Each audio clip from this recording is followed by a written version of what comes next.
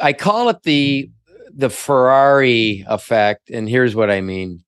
I was in retail for 27 years prior to getting into this chat space for the last 11 years. But when I was in retail, I ran an exotic car, Rolls, Bentley, and Lotus store that was part of a Cadillac. So I was GSM of Cadillac Land Rover for Richard Dimmitt starting in 96, 97.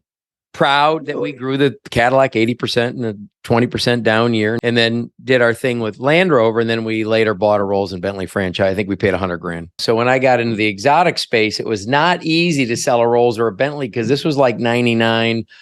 And it was the Silver Spur, it was the Brooklyns, it was the Azure. They were all leaking. They all had engine lights and the big square clunky, whatever, right? So I dealt with a lot of other exotic car dealers and of course some Ferrari stores and all that kind of stuff when you're trading and doing whatever. And I was selling, probably 23, 4, 5 used exotics a month that were a lot of that stuff. Anyway, the Ferrari dealer, and I'm not knocking the great Ferrari dealers that do try to please their customer, but let's say stereotype, they're so used to the customer begging them to move up the line or doing what they need to do to move up the line or bringing them gifts to move up the line or whatever.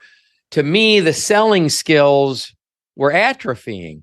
And I remember when we were buying a whole bunch of current model titled CLKs and whatever that were, $10,000 over window. I used to tell my buddy at the Mercedes store, don't get that Ferrari factor where you're so used to people walking in and laying down for 10 grand over that you're going to forget how to sell something because it will change, the pendulum will swing. So we've had a couple of years. I don't want to take anything away from the people out there that are doing a good job and trying hard and prospecting and staying in touch with their customers and returning calls on time and acting like they care and creating a few other sales, not just what's flopping into the boat.